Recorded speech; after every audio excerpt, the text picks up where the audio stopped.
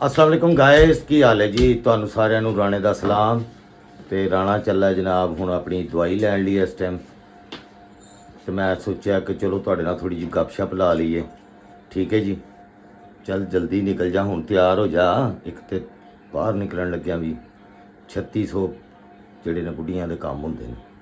ਤੇ ਮੈਂ ਸੋਚਿਆ ਤੁਹਾਨੂੰ ਵੀ ਚਲੋ ਨਾਲ ਲੈ ਚਲੀਏ, ਤੁਹਾਨੂੰ ਵੀ ਲਾਹੌਰ ਦੀ ਸੈਰ ਕਰਾ ਦਈਏ। ਰਾਤ ਦਾ ਟਾਈਮ ਹੈ ਵੈਸੇ ਤੇ। ਚੱਲ ਛੇਤੀ ਤਿਆਰ ਹੋ ਜਾ। एक मिनट सबर करो, मैं और सब्जियां ਦਾ ਸ਼ਾਪਰ ਫੜਨਾ, ਅੰਮੀ ਵੱਲ ਜਾਣਾ ਹੋਏ ਦੇਣ ਲਈ। ਚਲੋ ਰਾਣਾ ਸਬਜ਼ੀਆਂ ਲੈ ਕੇ ਵੀ ਆਵੇ, ਰਾਣਾ ਉਹਨਾਂ ਦੇ ਘਰ ਵੀ ਪਹੁੰਚਾ ਕੇ ਆਵੇ। ਅੰਮੀ ਗਰੀਬਣੀ ਨੂੰ ਇਸ ਦੁਨੀਆ ਤੋਂ ਗਏ ਹੋਏ ਪਤਾ ਨਹੀਂ ਕਿੰਨੇ ਸਾਲ ਹੋ ਗਏ ਨੇ ਮਿੱਟੀ ਦੇ ਥੱਲੇ। ਅੰਮੀ ਦੇ ਘਰ ਜਾਣਾ ਜੀ। ਪਤਾ ਨਹੀਂ ਰਾਣੇ ਨੂੰ ਕੀ ਕਰ ਛੱਡਿਆ, ਥੱਲੇ ਹੀ ਲਾ ਲਿਆ ਰਾਣੇ ਨੂੰ ਬਰਬਾਦ ਕਰ ਛੱਡਿਆ। ਕਾਲੇ ਤਵੀਤ ਪਾ ਪਾ ਕੇ ਰਾਣੇ ਦਾ ਹਾਲ ਬੁਰਾ ਕਰ ਦਿੱਤਾ। ਅੱਲਾ ਦੀ ਸ਼ਾਨ ਹੈ ਨਾ, ਕਿੱਡੀ ਲੋਲੋ ਚੱਲਦੀ ਪਈ ਹੈ। ਲੋਲੋ ਚੱਲਦੀ ਪਈ। ਰਾਣਾ ਪਹਿਲੇ ਇੰਨਾ ਸਖਤ ਹੁੰਦਾ ਸੀ, ਹੁਣ ਰਾਣਾ ਕਿਸੇ ਗੱਲ ਤੋਂ ਨਾ ਹੀ ਨਹੀਂ ਕਰ ਸਕਦਾ। ਪਤਾ ਨਹੀਂ ਕਿਹੜੇ ਤਵੀਤ ਘੋਲ ਕੇ ਲੋਕੀ ਸਹੀ ਕਹਿੰਦੇ ਨੇ ਕਿ ਜਿਹੜਾ ਨਾ ਬੁੱਢੀਆਂ ਬਸ ਛੱਡ ਦੋ। ਹੁਣ ਮੈਂ ਕੀ ਕਵਾਂ, ਬਸ ਕਰੋ, ਚਲੋ ਚਲੀਏ। ਇੰਨੀਆਂ ਬੁਰਾਈਆਂ ਨਾ ਕਰੋ ਬੁੱਢੀਆਂ। ਹਾਂ ਤੇ ਹੋਰ ਕੀ, ਮੇਰਾ ਕੰਮ ਹੈਗਾ ਤੇ ਅੰਮੀ ਦੇ ਘਰ ਸਬਜ਼ੀਆਂ ਪਹੁੰਚਾ ਕੇ ਆਓ। ਜਿੱਥੋਂ ਸਬਜ਼ੀਆਂ ਸਸਤੀਆਂ ਲੱਭਦੀਆਂ ਨੇ ਅੰਮੀ ਲਈ ਵੀ ਲੈਂਦੇ ਆਓ ਰਸਤੇ ਦੇ ਵਿੱਚੋਂ। ਚਲੋ ਉਹਨਾਂ ਨੂੰ ਵੀ ਸਸਤਾ ਟਮਾਟਰ ਮਿਲ ਜਾਣ, ਸਸਤੇ ਪਿਆਜ਼ ਮਿਲ ਜਾਣ। ਅੱਛਾ ਬਸ ਕਰੋ। ਐਡਾ ਚੰਗਾ ਜਵਾਈ ਜਿਹੜਾ ਹੁੰਦਾ ਨਾ ਪੁੱਤਰਾਂ ਵਰਗਾ ਹੀ ਹੁੰਦਾ। ਜ਼ਰੂਰੀ ਨਹੀਂ ਇੱਕ ਜਵਾਈ ਬਣਨਾ, ਕੱਲ ਨੂੰ ਤੁਹਾਡਾ ਵੀ ਜਵਾਈ ਆਣਾ। ਬਹੁਤੀਆਂ ਗੱਲਾਂ ਨਾ ਕਰੋ। ਰਾਣੇ ਵਰਗਾ ਨਹੀਂ ਲੱਭਣਾ, ਰਾਣੇ ਵਰਗਾ ਹੀ ਲੱਭੇ। ਰਾਣਾ ਇੱਕੋ ਹੀ ਹੈ। ਰਾਣੇ ਵਰਗਾ ਜਵਾਈ ਤੁਹਾਡੇ ਖਾਨਦਾਨ ਚ ਨਹੀਂ ਹੈ ਕਿਸੇ ਦਾ। ਅੱਲਾ ਦੀ ਸ਼ਾਨ ਹੈ, ਅੱਗੇ ਲੱਗੋ। ਜੇ ਹੈ ਤੇ ਦੱਸ ਦਾਂਗੇ। ਚਲੋ ਚਲੋ ਜੀ ਗਾਇਸ, ਲੈਟਸ गो। ਚੱਲ ਬਈ ਬਹਿ ਜਾ। लो जी गाइस, हम जा रहे हैं। चल घुट के राणे ਨੂੰ ਫੜ ਲੈ, ਡਿੱਗ ਪਏਗੀ ਕਿਤੇ ਸਪੀਡ ਬ੍ਰੇਕਰ ਆਇਆ ਤੇ। ਬਹਿ ਜਾ ਚਿੜੀ ਰਾਣਾ, ਮੈਂ ਨਹੀਂ ਡਿੱਗਦੀ। ਤੂੰ ਆਪਣੀ ਫਿਕਰ ਕਰ, ਕਿਤੇ ਉੱਡ ਨਾ ਜਾਈਂ ਮੋਟਰਸਾਈਕਲ ਚਲਾਉਂਦਿਆਂ। ਚਲੋ ਗਾਇਸ, ਬਿਸਤੀ ਹੋ ਗਈ। ਲੋ ਜੀ ਗਾਇਸ, ਅਸੀਂ ਪਹੁੰਚ ਗਏ ਜੀ ਜੇਲ ਰੋਡ ਤੇ, ਉਮਰ ਹਸਪੀਟਲ। ਇੱਥੋਂ ਲੈਣੀਆਂ ਦਵਾਈਆਂ। लो जी गाइस, ये दो बहन भाई हैं यहाँ पर। ये इस टाइम सॉक्स जो है ना ये सेल कर रहे हैं और ये पढ़ते भी हैं। खैर अब बच्चा मुझे यही बता रहा है जी पढ़ते हैं। इसको 1500 देखो है, उसमें से चेन। बेटे इस टाइम बाहर नहीं निकलते, आप चाहे पढ़ते हो कोई और काम करो जो घर में बैठ के हो जाए। ये खतरनाक है। बहन है छोटी साथ। बिजली का बिल बहुत ज़्यादा आया। बिजली का बिल, मकान का किराया भी, मकान का किराया 10,000 मकान का। 100 मुझे वापस दे दो। अब छोटी बहन है साथ। यहाँ पर लोग जो है ना, ये तो अल्लाह माफ़ करे आजकल तो बड़ों को नहीं छोड़ते, तो बच्चों को तो वैसे ही जो है ना वो बहरहाल अल्लाह ताला रहम करे। तो आप पढ़ाई भी करो और 7 दिन के टाइम कोई काम करो घर पे। अम्मी के साथ बहुत सारे ऐसे काम हैं। यूट्यूब पे आप काम करो, यूट्यूब से आप अर्निंग करो, घर में बैठ के कोई काम करो। ये मेरा अच्छा मशवरा है। बहन है छोटी तुम्हारी साथ, तो यहाँ पर लोग बुरे हैं बहुत सारे। हेलो लो जी गाइस, कुछ तो चॉकलेटां ते गोलियां टाफियां ले लियां ने मैडिकल स्टोर तो, कुछ होर लैनियां ने वो इत्थों नहीं मिलियां। शॉर्ट ने किसी होर मैडिकल स्टोर तो पता करने, बल्कि नाल क्लिनिक्स तो पता करने। आ जाओ जी क्लिनिक्स आ जाओ। और फॉग बहुत ज़्यादा पै रही लाहौर दे विच। ऐसे वे तो मास्क लिया है, पिछे नज़र आ रहा है फॉग बहुत ज़्यादा हैगी है। तो बाहर निकलो तो एक तो मास्क पहन के निकलो, क्योंकि इहदी वजह तो काफ़ी बीमारियां, नज़ला जुकाम हो रहा है लोगों को।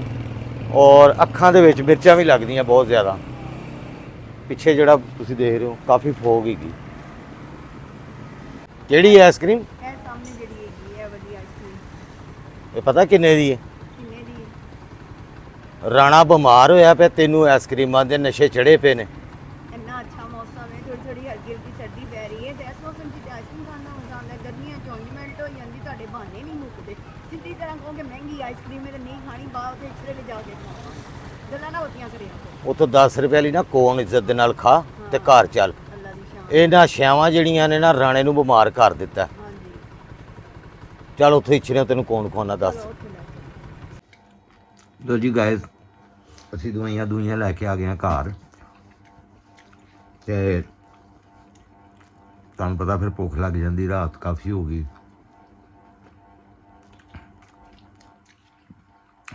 ਨਾਲ ਚਾਹ ਪੀ ਰਹੇ ਹਾਂ, ਤੇ ਉੱਥੇ ਬੱਚੇ ਦੇਖੇ ਸੀ ਤੁਸੀਂ ਰਾਤ ਨੂੰ, ਇਹ ਪਤਾ ਨਹੀਂ ਮਾਂ ਪਿਓ ਯਾਰ ਕਿਹੜੇ ਹੁੰਦੇ ਨੇ ਜਿਹੜੇ ਅੱਧੀ ਰਾਤ ਨੂੰ 7 ਸਾਲ ਦੀ ਬੱਚੀ ਤੇ 12-13 ਸਾਲ ਦਾ ਬੱਚਾ। ਦਿਹਾੜੀ ਹੁੰਦੀ ਹੈ, ਤੁਹਾਨੂੰ ਸਮਝ ਮੈਨੂੰ ਨਹੀਂ ਪਤਾ। ਆਉਂਦੀ, ਦਿਹਾੜੀ ਹੁੰਦੀ, ਮਾਂ ਪਿਓ ਦੂਰ ਖੜਾ ਵੇਖ ਰਿਹਾ ਹੁੰਦਾ। ਹਾਂ ਵੇਖ ਰਿਹਾ ਹੁੰਦਾ, ਉਹ ਬੱਚੇ ਵੇਖ ਵੀ ਰਹੇ ਸਨ, ਹਾਂ ਮੈਂ ਉਹਨਾਂ ਦੀਆਂ ਅੱਖਾਂ ਵੇਖ ਰਿਹਾ ਸਾਂ ਨਾ, ਉਹ ਬਾਰ-ਬਾਰ ਵੇਖ ਰਹੇ ਸਨ ਇੱਧਰ ਉੱਧਰ ਕਿ ਮਾਂ ਪਿਓ ਉਹਨਾਂ ਦੇ ਉੱਤੇ ਨਜ਼ਰ ਰੱਖੀ। ਇਹ ਜਿਨ੍ਹਾਂ ਦੇ ਬੱਚੇ ਹੁੰਦੇ ਨੇ ਉਹਨਾਂ ਨਜ਼ਰ ਰੱਖੀ ਹੁੰਦੀ ਸਾਹਮਣੇ ਖਲੋ ਕੇ, ਔਰ 200-250 ਦੀ ਚੀਜ਼ ਅਸੀਂ ਇਹਨਾਂ ਕੋਲੋਂ 400 ਦੀ ਲਈ, ਤਰਸ ਖਾ ਕੇ। ਜੇ ਨਾ ਤਰਸ ਖਾਵੇ ਤੇ ਇਨਸਾਨ ਨੂੰ ਫਿਰ ਚੈਨ ਨਹੀਂ ਆਉਂਦਾ, ਤੇ ਜੇ ਇਨਸਾਨ ਤਰਸ ਖਾ ਲਵੇ ਤੇ ਉਹ ਵੀ ਇੱਕ ਜ਼ੁਲਮ ਹੈ ਕਿ ਇਹਨਾਂ ਬੱਚਿਆਂ ਨੂੰ ਸਿਰਫ ਮਜ਼ਦੂਰ ਬਣਾ ਕੇ ਮੰਗਵਾਇਆ ਜਾਂਦਾ।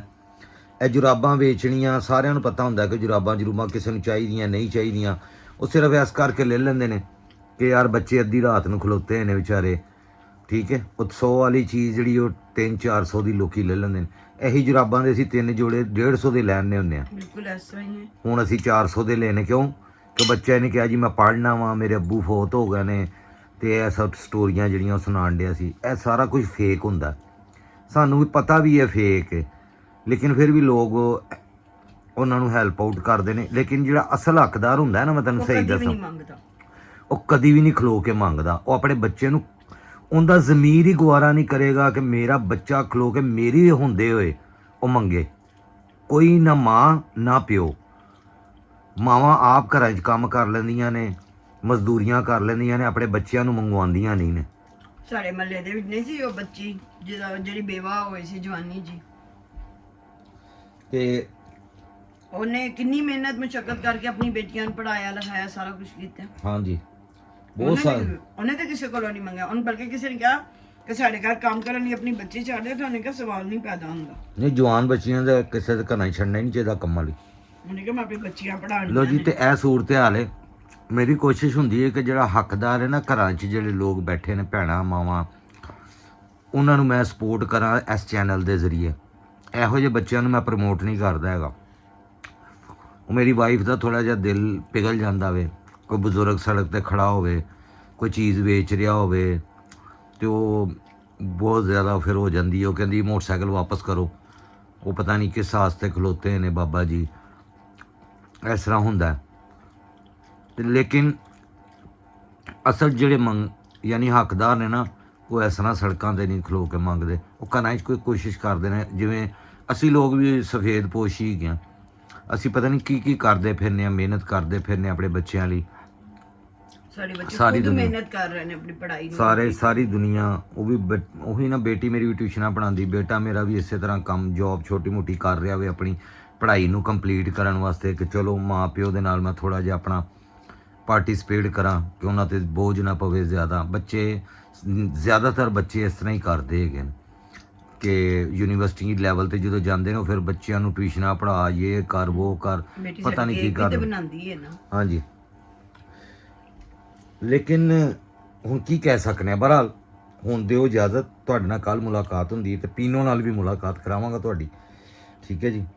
ਤੇ ਰਾਣੇ ਨੂੰ ਦਿਓ ਹੁਣ ਇਜਾਜ਼ਤ, ਕਿਉਂਕਿ ਰਾਣਾ ਹੁਣ ਦਵਾਈ ਖਾ ਕੇ ਜ਼ਰਾ ਰੈਸਟ ਕਰੇਗਾ, ਤੇ ਰਾਣੇ ਨੂੰ ਪਤਾ ਨਹੀਂ ਕਿਹੜੇ ਤਵੀਤ ਇਹਨੇ ਪਾਏ ਨੇ।